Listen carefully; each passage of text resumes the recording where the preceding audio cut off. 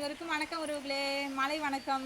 என்னோட உறவுகள் எல்லாமே என்ன பண்ணுறீங்க, நல்லா இருக்கீங்களா, சாப்பிட்டீங்களா? அங்கே பாருங்கள் உறவுகளே, இன்றைக்கி தான் லாஸ்ட்டாக வந்து இன்றைக்கி சருவடித்து கொட்டை பொறுக்கி இது எல்லாத்தையுமே இன்றைக்கி வந்து ஒரு 6 பைசாவுக்கு இருக்கும். இன்றைக்கி பொறுக்கிட்டு கொஞ்சமாக தான் உறவுகளே காய் கிடச்சிது. மீதியெல்லாம் காய் எல்லாமே முத்தி போச்சு. இங்கே பாருங்கள், இது வந்து கீனி. இதான் ஃபைனலாக கடைசியாக வந்து சமைச்சி குழம்பு வச்சு சாப்பிட்லான்ட்டு இன்றைக்கி தான் கொஞ்சமாக காய் தான் கிடச்சிது உறவுகளே. இதான் நாளைக்கு அதை கூட கீனி திங்க மாட்டா உறவுகளே. அதை கூட காய வச்சு சாக்கில் பிடிச்சிருவா உறவுகளே.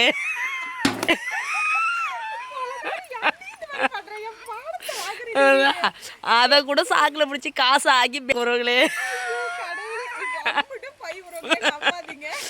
நான் சொல்றத நம்புங்க உறவுகளே. வந்து அது ஏன்னா வந்து சொல்றது உண்மைதான். சாப்பிட எனக்கு மனசு வராது. எதா இருந்தாலும் வந்து முந்திரி கொட்டையா ஆக்கி ஏதோ 10 ரூபாய் காசு பார்க்கலாம், படிக்க வைக்கலாம் அப்படின்னு சொல்லிட்டு தான் உறவுகளே நான் நினைப்பேன். அதான் அவ சொல்றா.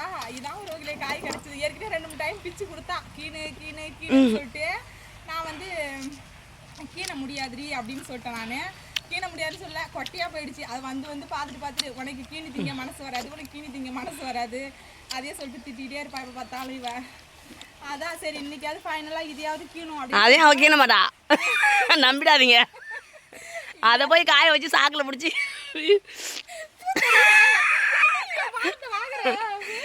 அதான் செய்வா.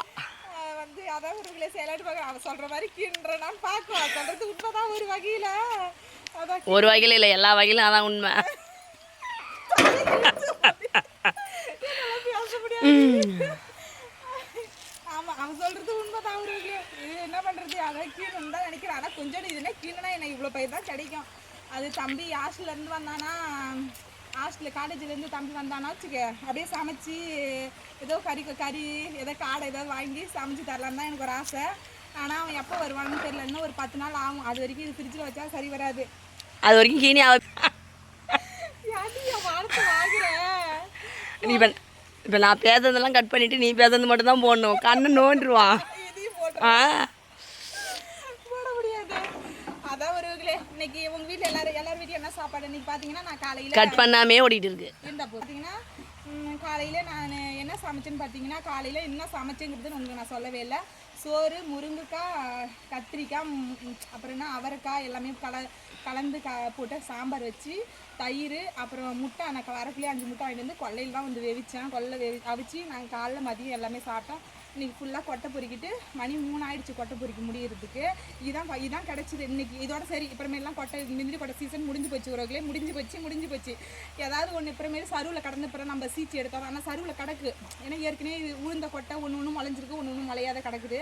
ஆனால் சருவில் சீச்சு எடுத்தால் இன்னும் கொட்டைலாம் இருக்குது. ஏதோ இன்னும் ஒரு 6 பைசாவுக்கு இப்படி இருக்கும். ஆனால் இனிமேல் வந்து அந்தளவுக்கு அதில் கேர் எடுத்து இனிமேல் நாங்கள் பார்க்க மாட்டோம். எதோ இருக்கட்டும் அப்படின்னு சொல்லிட்டு இப்போ கண்டுக்கு போகிறதில்ல.